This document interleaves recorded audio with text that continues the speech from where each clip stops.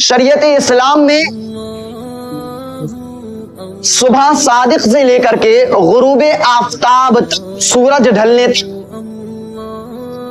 کھانے پینے اور جمع ان تین کاموں سے خود کو روزے کی نیت کے ساتھ روکے رکھنے کو روزہ کہتے ہیں.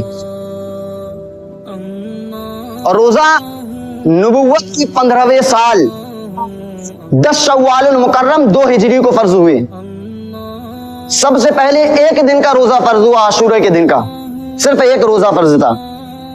پھر یہ فرمان منسوخ ہو کر کے ہر چاند کی 13ویں 14ویں اور 15ویں تاریخ کا روزہ فرض ہوا. پھر یہ فرمان بھی منسوخ ہو کر کے ماہ رمضان المبارک کے روزے فرض ہو گئے.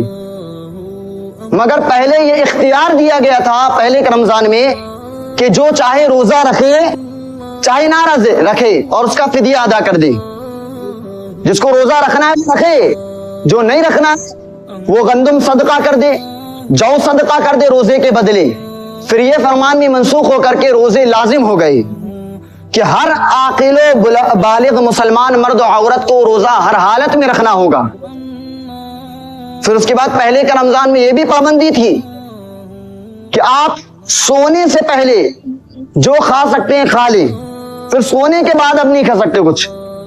جیسے ہی آپ سوئیں گے آپ کا روزہ شروع.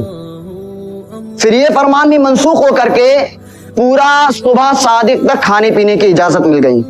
پھر بھی پہلے کا رمضان المبارک میں یہ پابندیاں تھی کہ مسلمان اپنی عورتوں سے رمضان المبارک کی رات میں جمع نہیں کر سکتا، حرام ہے.